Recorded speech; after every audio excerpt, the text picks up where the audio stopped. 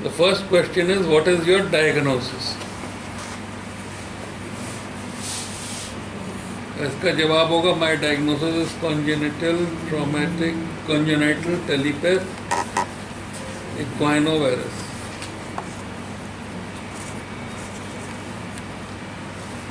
Bilateral या left या right, जो भी कहोगे.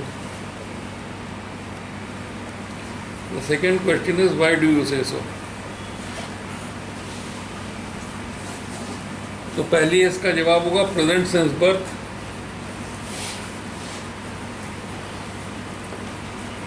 ठीक है. दूसरा ये कि बायलैटरलिटी favours congenital telepathic equinovirus. Third is passively not correctable.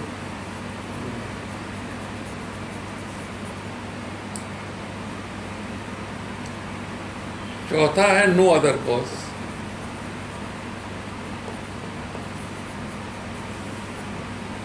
और इसमें से 4 पॉइंट में से सबसे पहले there is equinus at ankle, inversion at hind foot and forefoot reduction. ठीक है. तो एटीट्यूड जो है या पोजीशन जो है जॉइंट की वो डिस्क्राइब करो. That is the first thing. ठीक है. Question number 2, question number this. तो naturally this leads to the other. What are the other causes?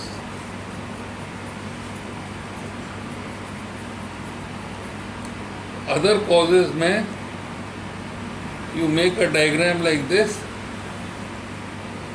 and this is the fibula and this is the talus and this is the inversion.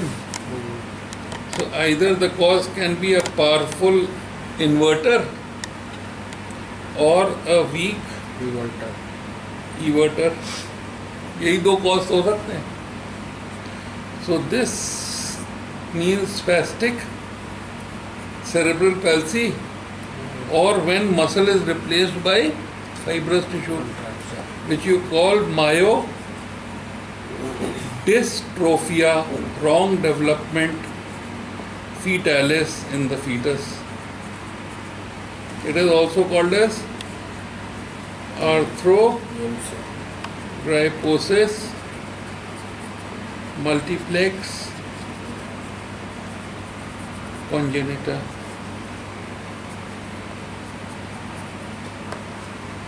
Okay. The second is weak everters. Now if you want to say weak everters, you say that there is a muscle here. Okay.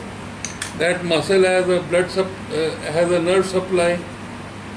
The nerve supply is going up to the spinal cord, and then there is the upper motor neuron. So the problem can be in the upper motor neuron, can be in the upper motor neuron, or can be in the lower motor neuron, or can be in the muscle, can be in the myoneural junction. Okay. In the upper motor neuron there are 3 things: cerebral palsy, Friedreich's ataxia, and syringomyelia. Lower motor neuron, the problem can be in the anterior horn cell, polio and motor neuron disease, can be in the nerve root, prolapsed intervertebral disc, can be in the nerve, injury to LPN or Hansen's, can be in the myoneural junction, which is myasthenia gravis, can be in the muscle, which is muscular dystrophy.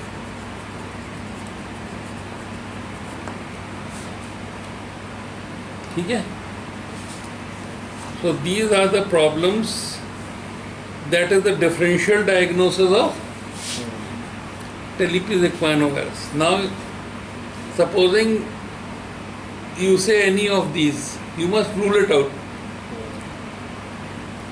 Cerebral palsy leads to spasm. That means it is passively correctable. If you applied sustained pressure, the deformity will correct.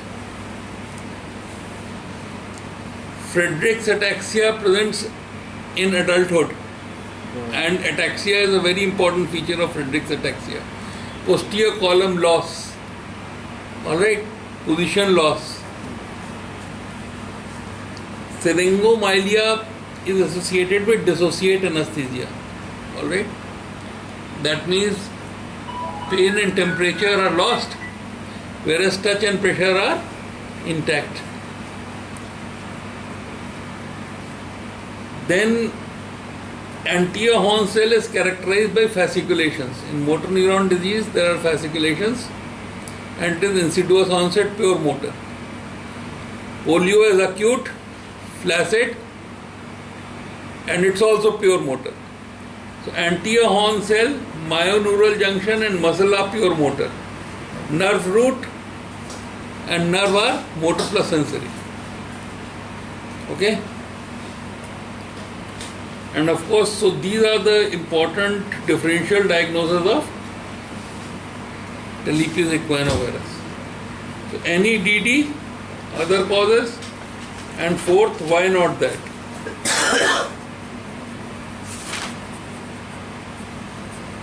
Then you come to how would you investigate?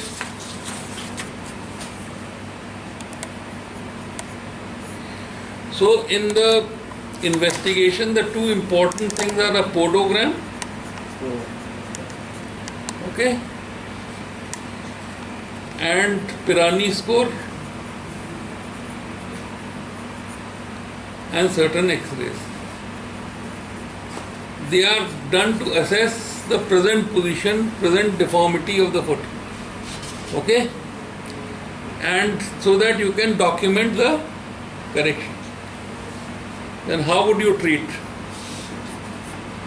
As soon as the child is born, you manipulate and strap. So the first thing is manipulate and strap. The second thing is that as soon as the skin is able to take it, you apply corrective casts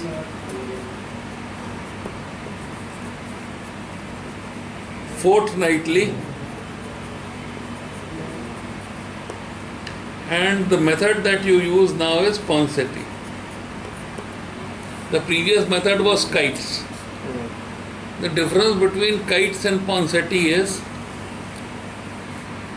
that in Ponseti the fulcrum is head of talus, whereas in kites the thumb was on the cuboid.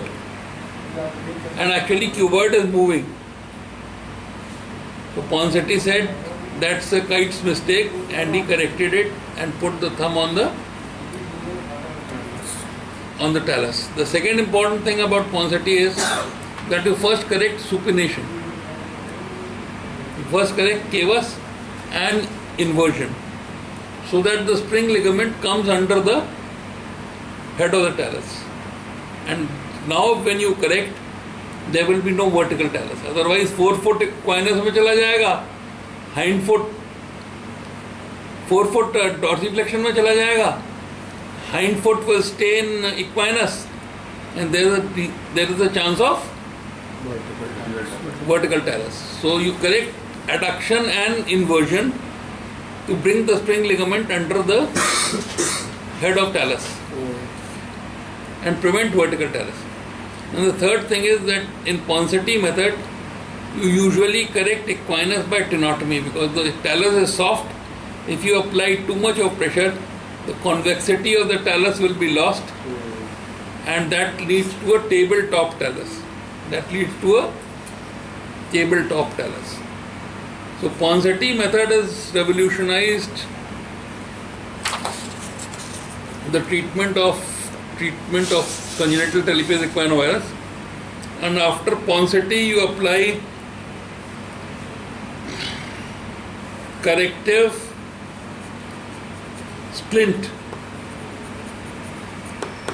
All right. It was called as Dennis Brown splint.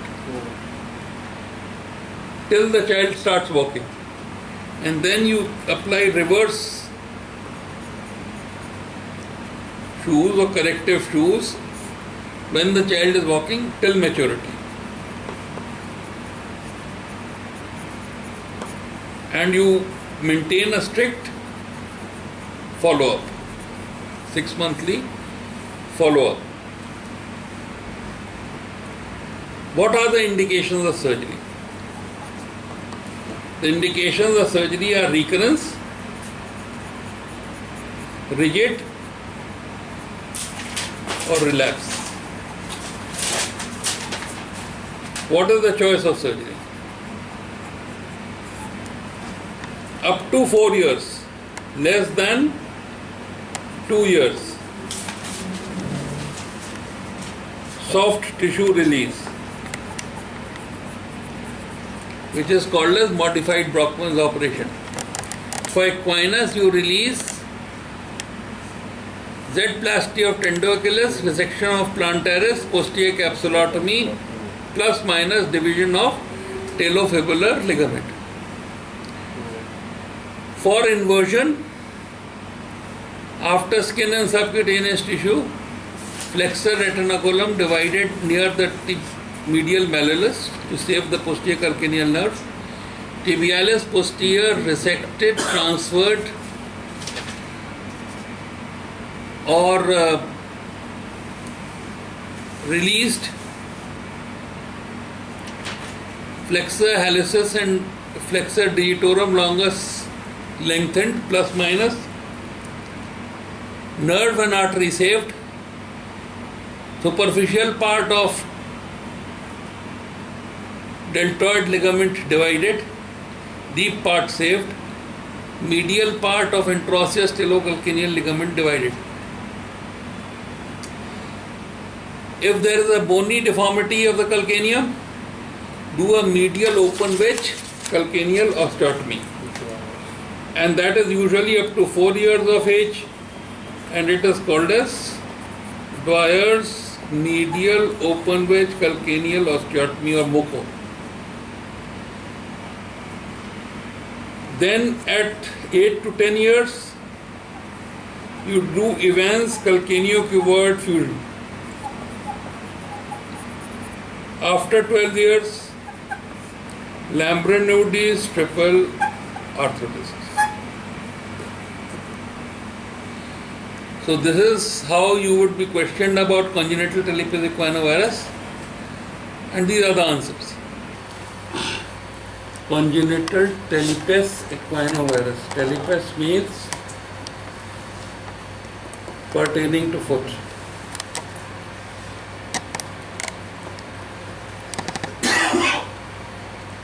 Equinus.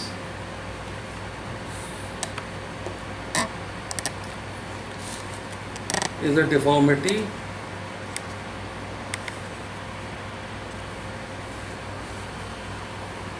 this is the tibia, this is the talus,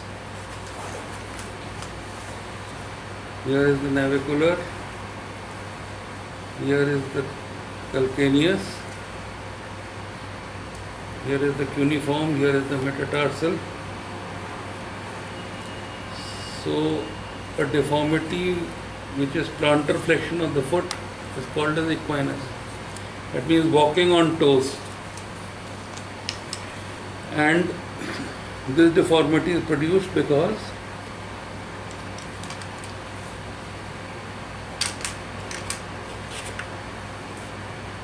there is contracture of tibialis anterior, tibialis, this gastrocnemius. There is contracture of the plantaris, and there is contracture of the posterior capsule. Posterior capsule has a tibio-calcaneal component and a tibio-talar component. Then what happens, that this broader part of the talus is outside the ankle mortise. And if you see this broader part of talus, basically this talus is something like this. So this is the broader part of talus. Since it is outside the ankle mortise, this is the ankle mortise. So this ankle mortise becomes narrower. So if this broader part of talus is outside the ankle mortise for a very long period of time, it will not allow dorsiflexion. Even after you have done a Z-plasty of the tendoachilles, you have resected the plantaris and you have done a posterior capsulotomy, this broader part of talus will not go into the ankle mortise. Therefore, what you have to do, you have to divide this ligament, which is the tibiofibular ligament, so that the ankle mortise can widen and the broader portion of talus can go back into the ankle mortise. Therefore, to correct equinus, you have to do a tenotomy or lengthening Z-plasty of the tendoachilles. You have to resect the plantaris. You have to do a posterior capsulotomy, and you may have to divide the tibiofibular ligament before you can correct equinus. Okay. The incision on the tendoachilles is usually applied on the medial side, posteromedial side. Alright. The paratenon is stitched, and basically there is a horizontal component to a Z-plasty. There is a lower medial and upper a lower medial and upper lateral component, so that the pull is always lateral. So the tendoachilles is now inserted laterally. Therefore, it is also correcting inversion. Alright. So this is the principle of Z-plasty. And the incision is given posteromedially so that it doesn't rub against the shoe edge. It doesn't rub against the shoe edge. Okay. And paratenon is stitched back so that it doesn't adhere. So this is what is the pathology in equinus, and this is how you correct it. Then the third thing that happens is varus. One component of varus is internal tibial torsion.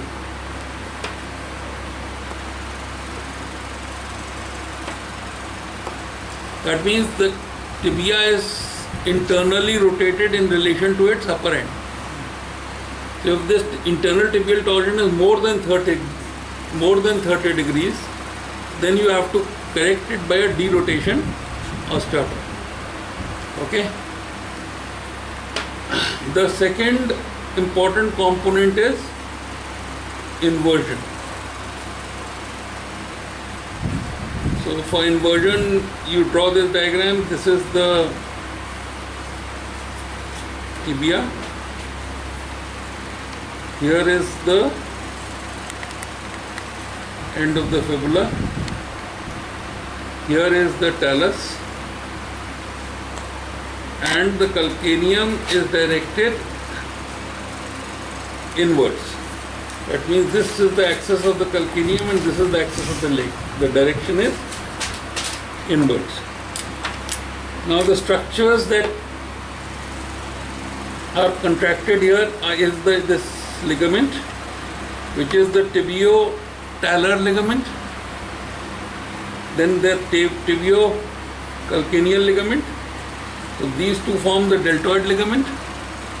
Then the medial part of the interosseous talocalcaneal ligament is also contracted. Talocalcaneal ligament. Then you have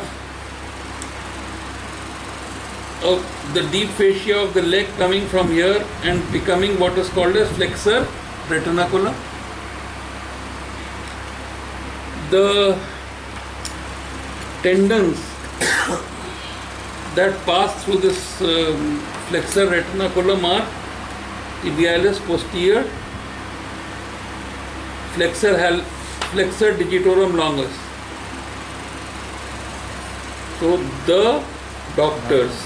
Tibialis posterior, flexaris longus. Then you have the artery. You have the artery, and the artery is recognized by its two veni conniventis. Then you have the nerve,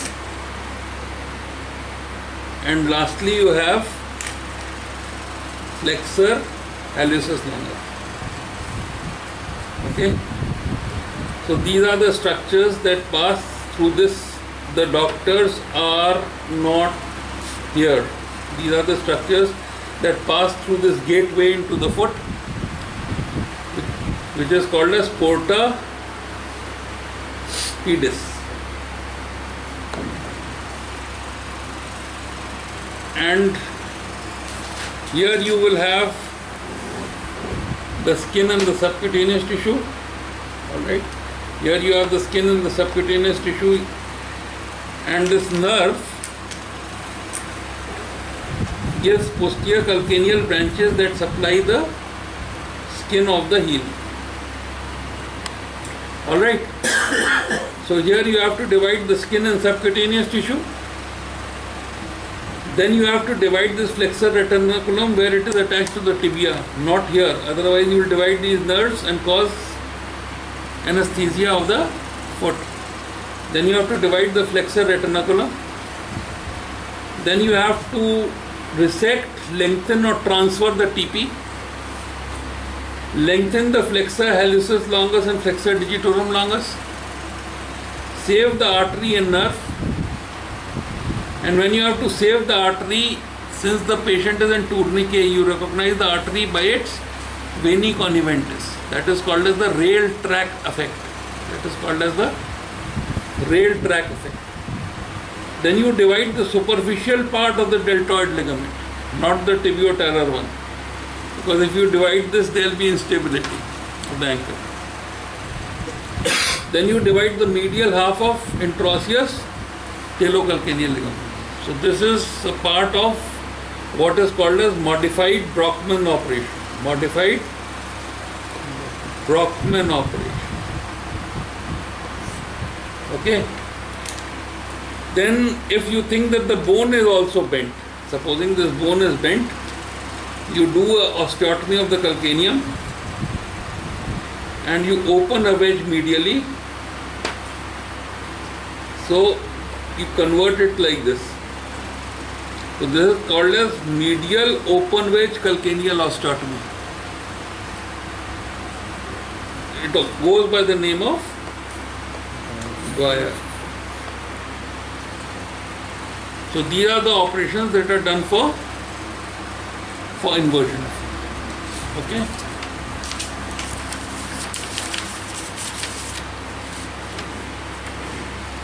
Then we move on to forefoot adduction. So here we will make the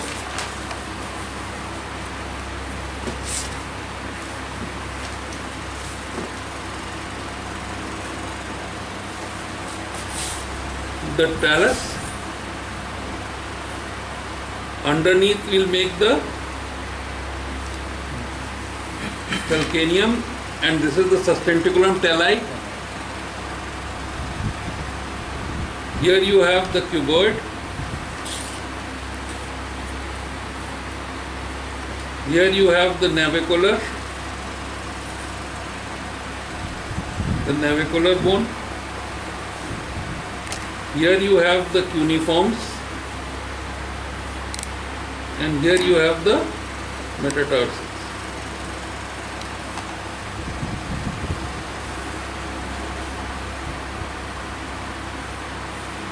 The forefoot in relation to the hind foot normally forms an angle of 16 degrees.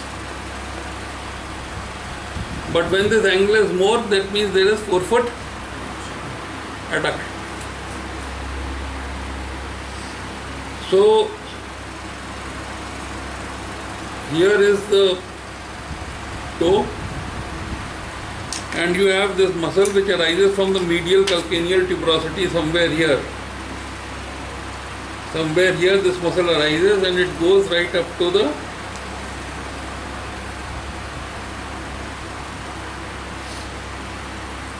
which is called as abductor hallucis. This is called as abductor hallucis. Then you have the insertion of tibialis posterior, which you have divided, and you have raised this tibialis posterior. As you raise this tibialis posterior, you can see this talonavicular capsule on the side. So you erase the abductor hallucis, you divide the tibialis posterior, and you divide this talonavicular ligament on the medial side, and then you try to correct the forefoot adduction. Okay? So this is how you correct it. The second thing you can do, that you can fuse the calcaneocuboid joint. So the bone stops growing from this side, continues to grow from this side, and the forefoot adduction is corrected. This operation, this fusion, is called as Evans calcaneocuboid fusion. Okay? Then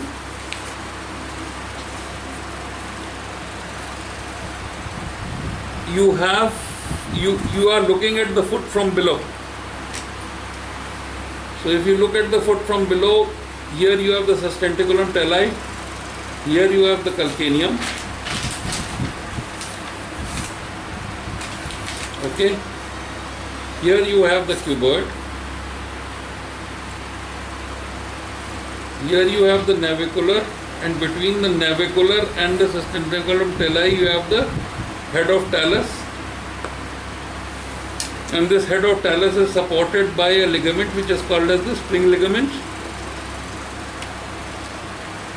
Here you have the cuneiform, the three cuneiforms, and of course you have the metatarsus.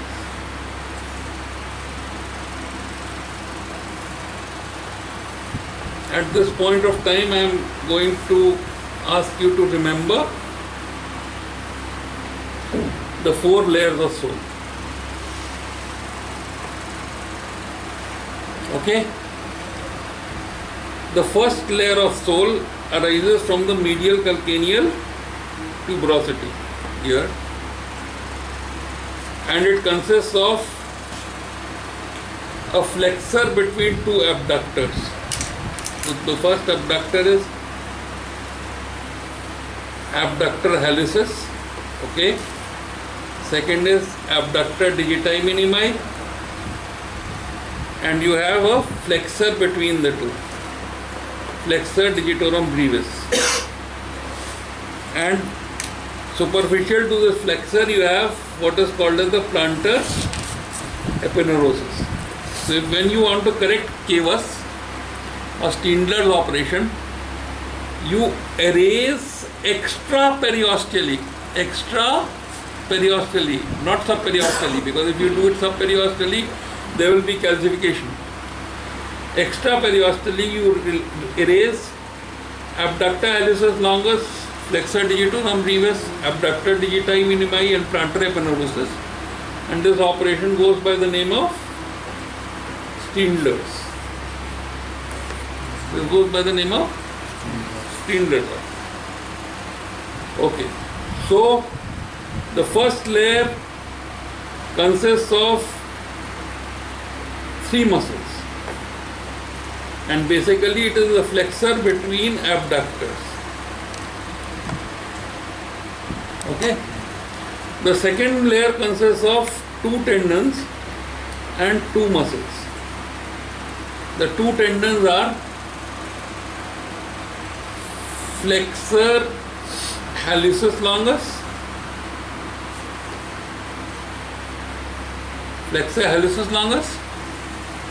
flexor digitorum. The second is flexor digitorum. Okay. The flexor hallucis longus and flexor digitorum cross each other. नीचे से flexor hallucis आया, ऊपर flexor digitorum है पोर्टापिटस में. they cross each other. Flexor hallucis going medially, flexor digitorum going laterally. And where they cross is called as the knot of Henry. It's called as knot of Henry. Knot of Henry. And one muscle arises from the tendon of digitorum, that is the lumbrical, and one is inserted into it, that is flexor digitorum accessorius. Alright. So flexor digitorum accessorius is inserted into it and lumbricals originate from. So you have said 2 tendons and 2 muscles. Right?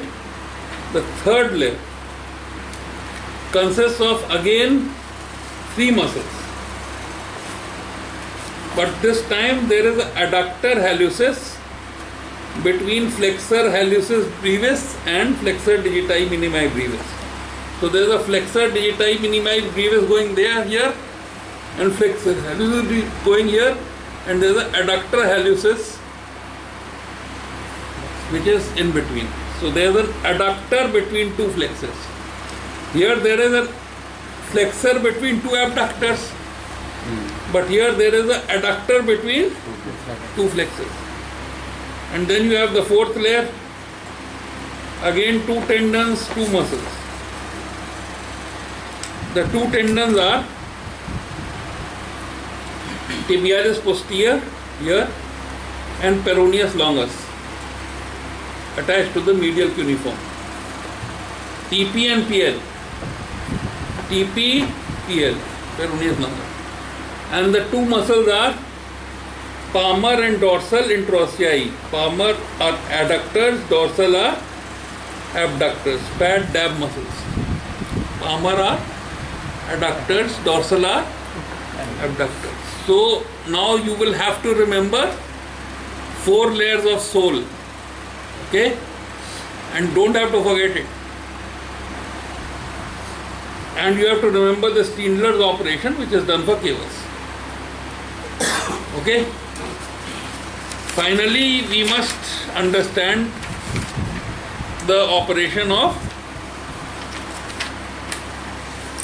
triple arthrosis, which is done in adults.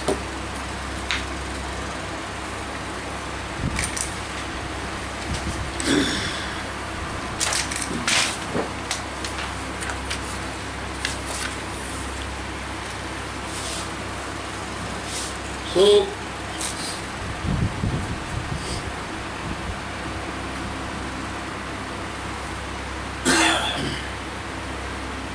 supposing this is the talus and you have completely plantar flexed it. You have completely plantar flexed this talus as much as it would go. Okay? And this is the calcaneum.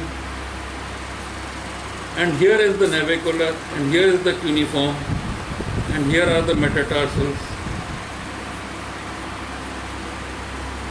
So he is walking on toes. Now you will fuse the subtaloid joint. So if this is the axis of the leg and you cut the lower end of talus at 95 degrees to it. Okay, 5 degrees you allow for the heel. So this much of talus is gone. And this is the plane of the sole.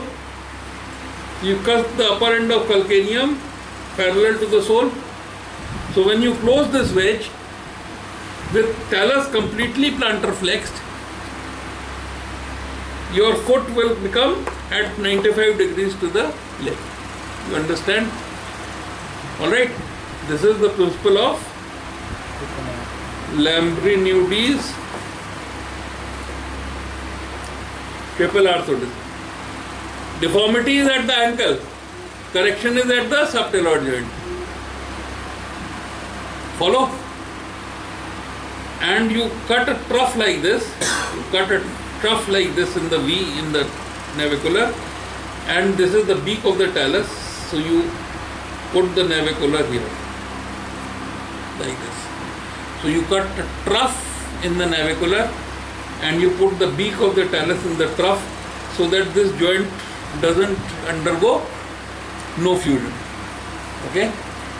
So this is talonavicular fusion, this is talocalcaneal fusion, and of course, if you want to correct the inversion,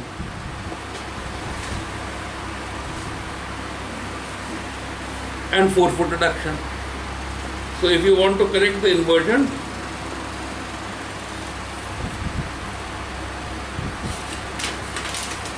you want to correct this inversion. Okay? So if this is the sole of the foot, you cut the surface like this, and if this is the leg, you cut this perpendicular to the leg, and when you close, inversion will correct. Okay? So lower surface of talus perpendicular to the leg, nearly perpendicular to the leg, and upper surface of calcaneum parallel to the sole. You follow? Now, supposing I want to correct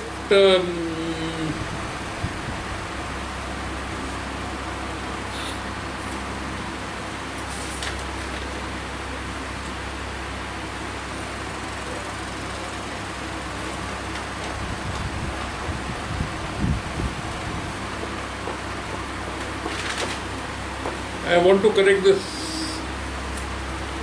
So what I'll do, navicular and lower surface of and posterior surface of cuboid perpendicular to the forefoot, and anterior surface of calcaneum perpendicular to the hindfoot. So when I close this wedge, forefoot action will correct. So these are the principles that go to remove wedges in triple arthrodesis to correct the deformity of Talipes equinovarus. Okay? So this is the pathoanatomy of congenital Talipes equinovarus and the basis of operations that are done on it. Okay? I think we'll finish at this. Okay?